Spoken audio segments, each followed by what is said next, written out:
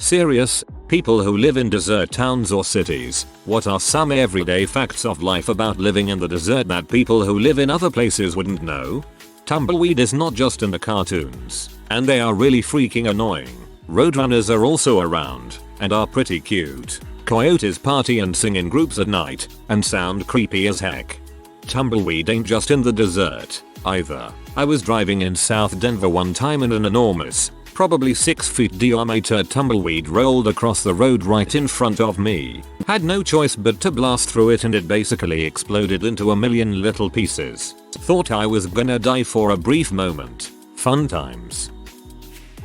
Grew up in a town/city in the middle of the desert. Biggish town, but a lot of outback. The best thing's it's easy enough to just drive somewhere and go camping. You're never too far from just getting away from it all for the weekend. The dust storms are the worst. Having the entire sky go black in the middle of the day is one of the strangest experiences of your life. Oh, the flies. Come summer if you're out bush they are relentless. Snakes they're more afraid of you. As long as you back off, they'll leave you alone.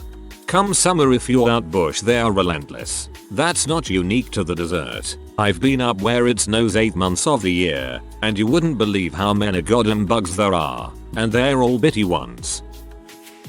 The air is so dry that it removes moisture off your skin like a sponge, sucking it immediately away. You have to constantly drink water. It just becomes a normal habit. You go blind, lose your vision faster because sun bouncing off the pavement and ground hits your eyes worse, as there is usually not as much green space to scatter sun. Dust storms. Checking your shoes for venomous creatures, and or having them crawl up your bathtub drain and not realizing there's a massive scorpion in the shower until you're soaping your head 10 inches away from it. I live in the desert and found out the hard way that eyes can get sunburned. Now I wear giant dark sunglasses if I have to go out in the daytime. Always wear a wide brimmed hat. Long sleeve t-shirts are underrated. Sunscreen. Lots of sunscreen. Always have water on hand. Watch for snakes. Learn about heat exhaustion, heat stroke and their respective symptoms. I wear long sleeve cotton shirts year round. Best heat regulation I have found. I moved from one of the least sunny and wettest cities in America to one of the sunniest and driest. Seattle to Tucson. There were many things that were shocking to me at first. 1. It was so sunny that I literally could not keep my eyes open. Maybe I just have sensitive eyes from living in a cloudy climate, but I need sunglasses all the time. 2. The heat. It gets so insanely hot. It's not imaginable. Every year summer comes back and I ask myself how I survived last year and why I'm still here. 3. If you leave something plastic outside, the sun eats it. My kid had a plastic jungle gym. Within 2 years, it crumbled because the plastic broke down from constant sunlight exposure. 4. Haboos, dust devils, and monsoons. The weather gets insane when you least expect it. 5. The plants and animals. They look like they're out of this world. Scary looking and most are able to hurt you in some way. 6. Water really is life out here. So interesting to see from a different perspective. I'm the opposite. I moved from Tucson to Seattle and adapted to the desert life as it was all I've ever known. The heat will 100% kill you if you're not careful, but definitely hope you find something good about Tucson. It's dangerous. In the summer we are often unable to go outside because 110-120 degree temps with little vegetation to absorb it will lead to heat stroke, and quickly. Animals do not seek out the midday heat, and humans who think we're somehow exempt from that will get sick. Adobe walls keep the heat out well, but are hard to put nails into. Use 3M strips. Well, they melt. In my office I usually have to replace broken frames every time the AC shuts off because everything falls off the wall. Haboobs cause injury and death, but at least you can see them coming. Worse is the microbursts, because they come on suddenly and it's like being sandblasted. I almost lost one of my eyes from getting scratched during a microburst. The coarse sand is one thing. The superfine dust is dangerous in different ways. Lately the rates of sand pneumonia in people and animals are climbing, and fatal respiratory conditions due to the dust are a constant problem for the elderly. It doesn't matter how much you dust, how tight your house is, there is dust everywhere, all the time. It's fine enough to get into your lungs, your house, all your belongings. When it starts getting cold, the mice will want to come into the house. You don't want that. Not because of the mice, but because the things that eat mice will soon follow, and those things may be venomous. Snakes can get in through impossibly small cracks, and they can be very determined. A certain time of year there's just gonna be spiders everywhere, or sugar ants looking for water, even a few drops leaking from beneath the kitchen sink. All desert life is determined to find resources because resources are so scarce. Humans have a lot of resources and all the critters know it. I'm something of an extremophile. I've lived in a lot of different environments, but the desert is challenging on a totally different level from the middle of the rainforest.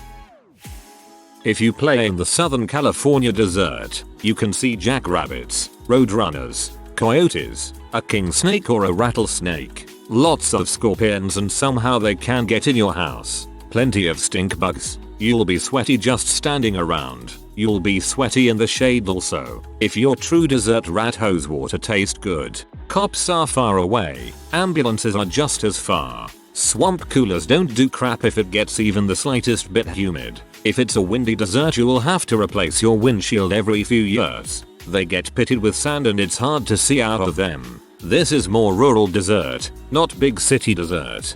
Super interesting about the windshield. A couple years after college, my friends and I spent a week in Big Bend National Park. It's a large park in SW at Texas on the Mexican border, mostly desert with mountains, and the Rio Grande River. To give you an idea of the size of the park, our campsite was 70 miles from the park entrance. After a few days driving around out there, we noticed that people were on another wavelength from what we were used to in the city suburbs. Folks you met at a store would give you a 5-minute conversation. People driving by would wave. We would wave back, because you could go half an hour without seeing another soul. People are wired to be social, and being completely isolated changes how you see others. The loneliest I have ever felt was in downtown Tokyo on the streets of Shibuya, surrounded by thousands. Alone in the desert, people start to see each other. I'm a Tucson native heading on a train to Shibuya right now reading this. Yep, I miss the comfort of conversation and pleasantries.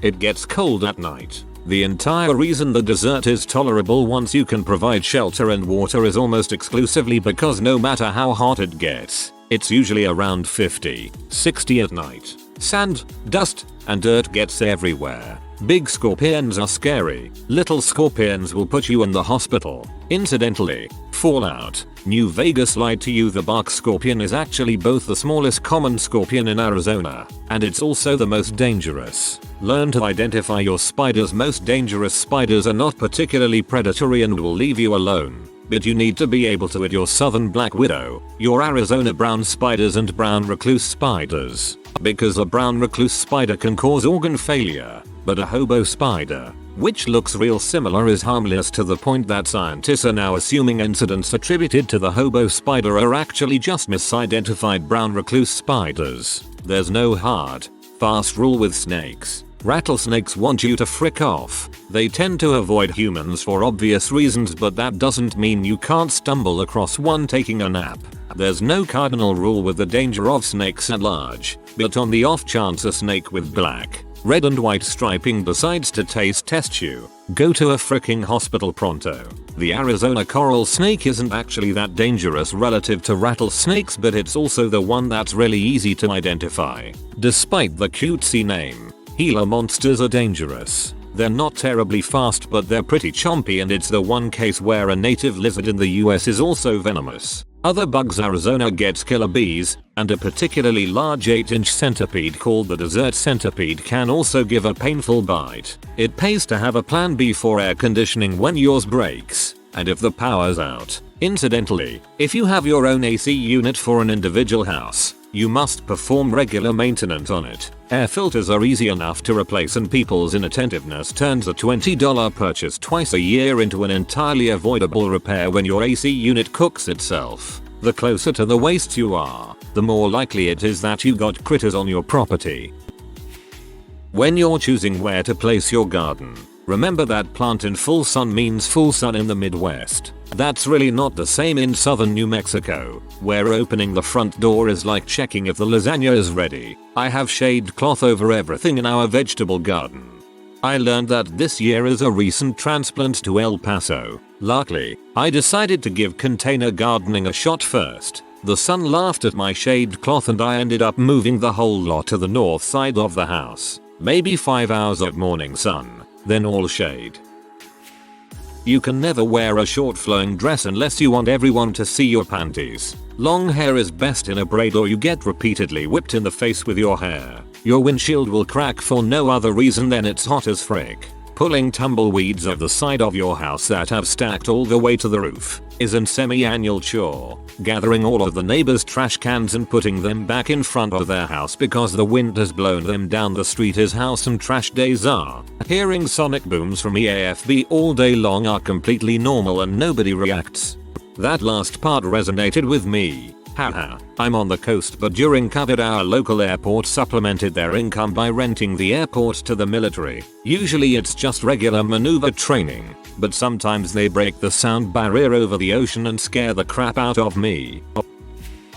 Grew up knowing how to act when encountering snakes, spiders, scorpions, or Chuck Norris. We'd get a refresher at the beginning of every school year before being allowed out on the playgrounds. Logistically, unless you have cloth seats in your car or seat covers of some kind, you need a towel to sit on your car seats or you'll burn your legs. Using oven mitts to drive is not needed now but was crucial where we were in AZ in the 70s. Wild burros would walk through your yard at night, and sometimes would let you hand feed them. Carrot tops were especially liked. Other than annual monsoons, rain was scarce and would generally dry quickly. It wasn't unusual to only see evidence of rain on one side of your house. It'd rain in the backyard or the front, rarely both. Biggest issue is decent fruit, veg and meat. Either doesn't exist or is very expensive. Car needs cleaned all the time. Window and basically anything left outside gets covered in dust sand. Always have water in your car. I've broken down once without it and you feel quite weak after an hour of no AC. Oh, and light blue shirts are a no-no with sweat, and white ones turn yellow under the armpit so need replacing regularly.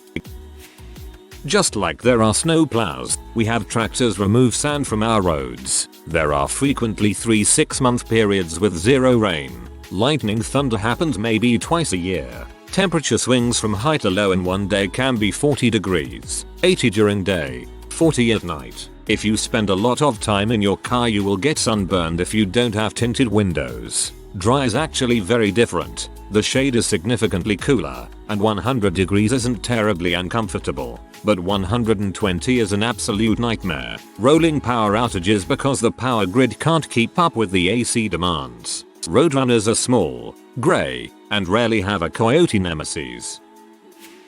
Shake your shoes out before putting them on. Scorpions like to hide in dark spaces. The little ones are more venomous than the big ones. Always have water wherever you go. Dehydration is a B. Lots of outdoor activities are best enjoyed after dark. We regularly grill at midnight.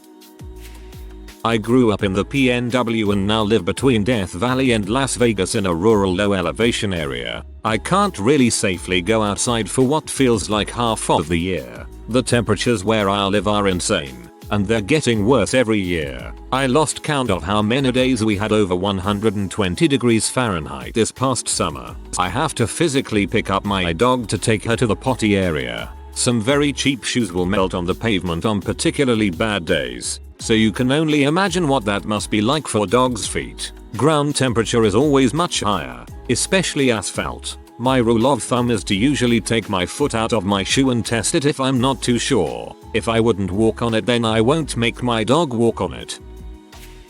Sweat feels different. You're never drenched in it unless you were wearing a ton of clothes because it's evaporating so quickly. The accumulated salt makes your skin itch.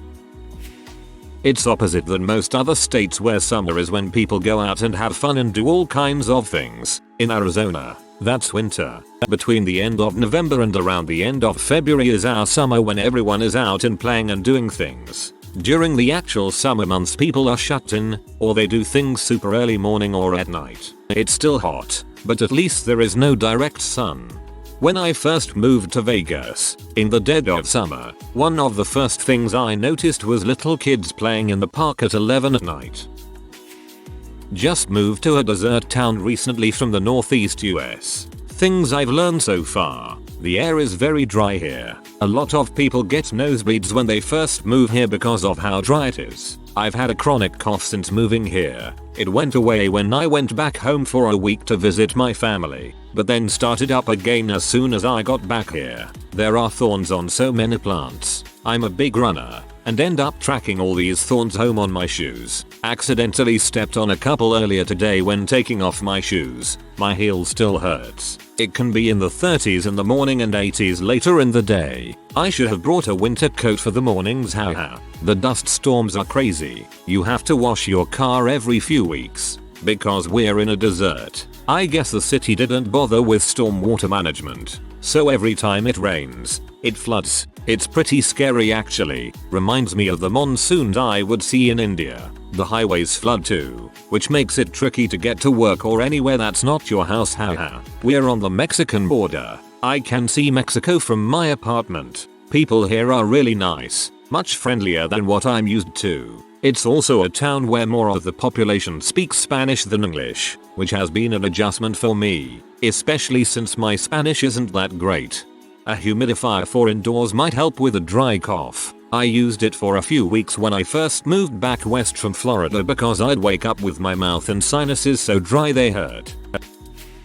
I'm not sure if this applies to high desert towns as well, but if so, it snows in the winter. Rain is dirty sometimes. The occasional dust storms are hazardous. Breathing, visibility, etc. People should wear respirators, at least in my area, because the air can contain silica. Food has to be imported, so prices are higher than you would see elsewhere, especially fruits and vegetables. Wildlife is diverse. In my area, you have to watch out for deer and elk, especially at night. If you want to go camping, worry about the heat obviously, but not many consider that deserts also have freezing temperatures some nights. Also, some of the plant life and fauna is as old as you are if not older, so if you're considering taking down a tree for wood, consider that you're probably permanently removing a piece of wildlife which has stood there longer than you've been alive and the impact could be massive. Consider finding dead fallen branches instead of an entire tree. Burning Man vets realize that. Dress for between 110 degrees Fahrenheit and 20 degrees Fahrenheit.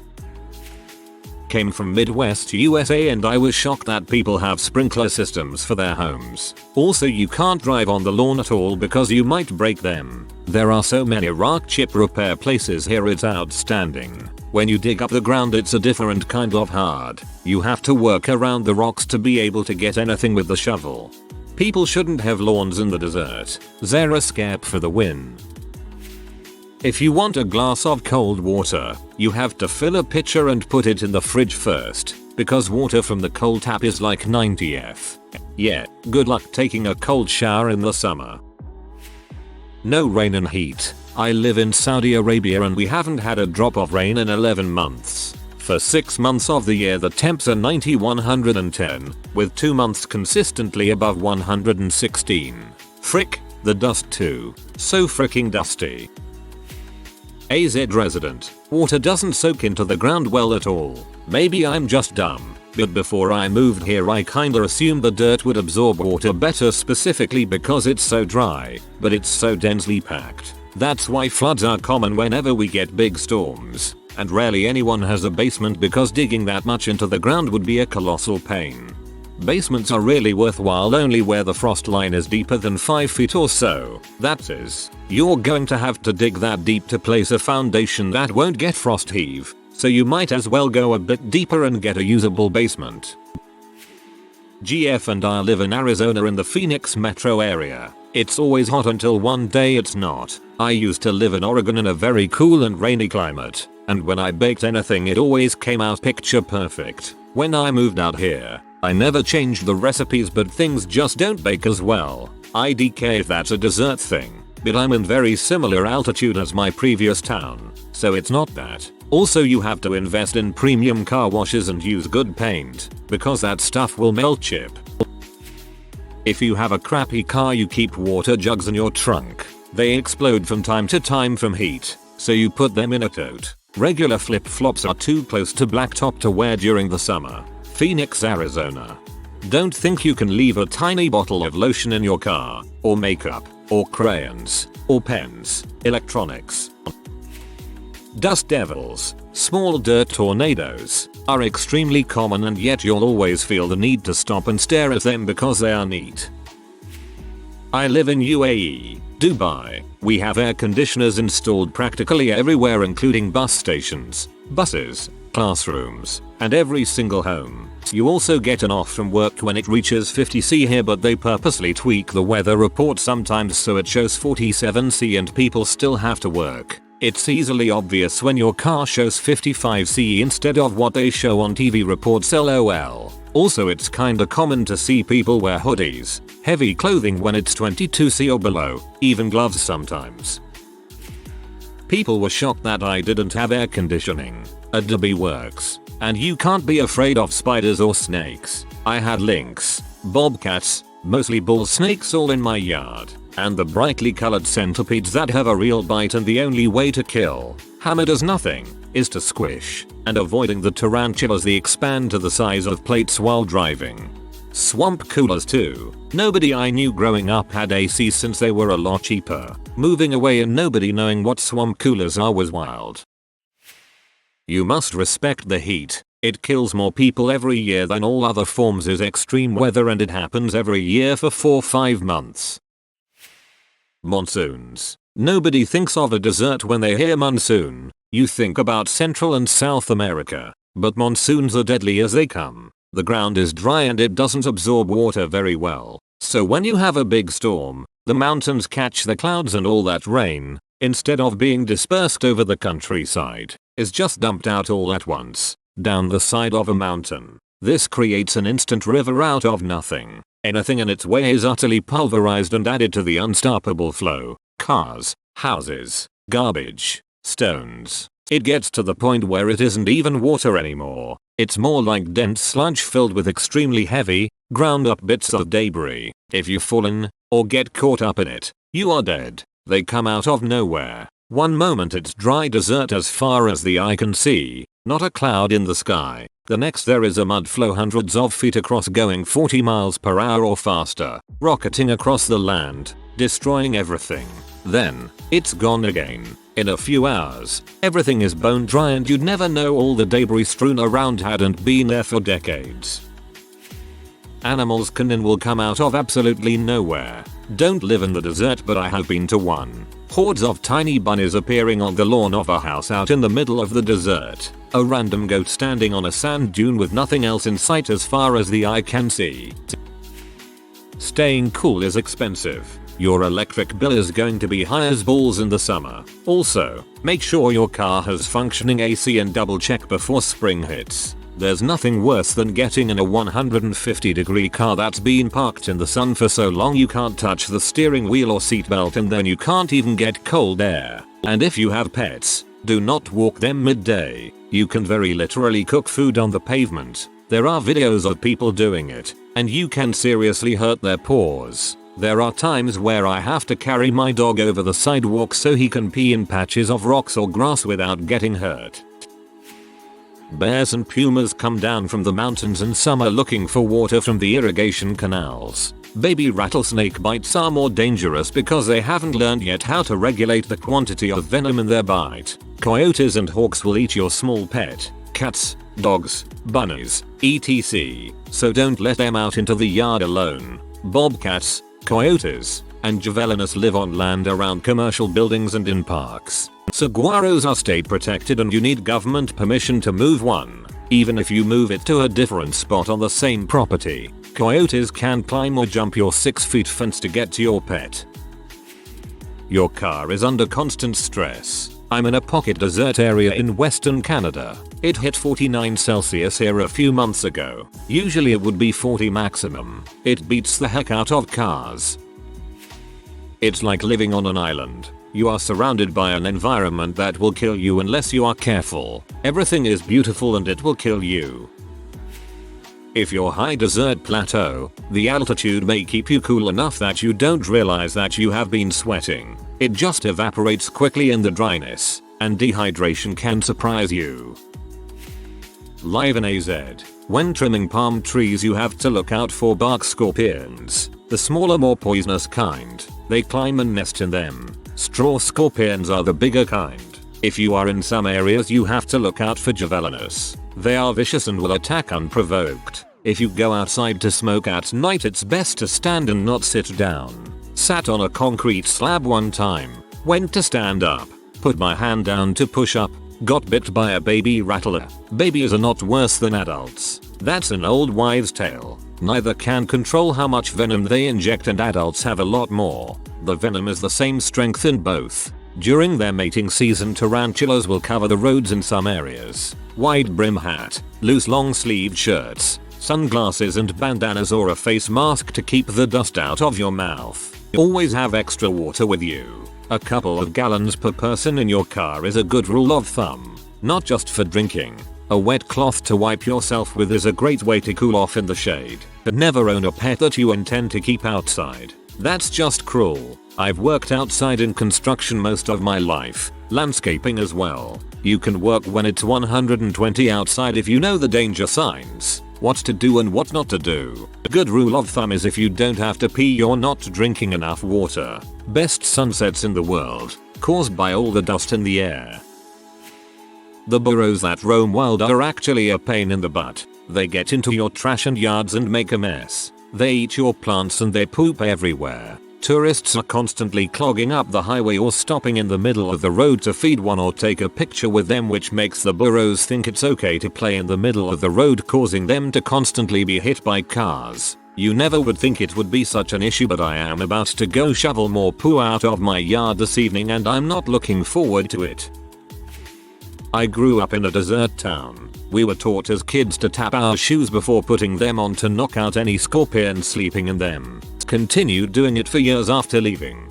We had to do this but for spiders. No scorpions in ours, but you also had to check by putting your hand in because spiders can hold on. It's kinda scary putting your hand into a dark gumboot. Sand everywhere and every time. You could clean your apartment every 10 minutes you will find again sand. And in other countries, if you see grey clouds you think it's gonna rain, but instead of it means a sandstorm is coming. Drink water. Lots of water. Seriously, people get so dehydrated they don't know they're getting sick from heat exhaustion to heat stroke, and if super unlucky, death. Also, here we are acclimated to the heat. We know how to deal with heat. But when other parts of the world get a massive heat wave like Canada, the animals and some people die. Heat is a killer worse than the cold. Utah. So more of a shrubland. But close enough. Wind non-stop all summer. Flooding is common, at least out here, as soil absorbs very little water. Every other plant is going to spike you. There's a specific one out here called a goat head, grows in large clumps, grows everywhere, and disturbing it will drop hundreds of spiky seeds. By spikes I mean 1 centimeter, 3 per. Also from my experience slightly venomous, but not lethal. If you are new to the channel, you can subscribe. I publish new videos every day. Until then, check another video.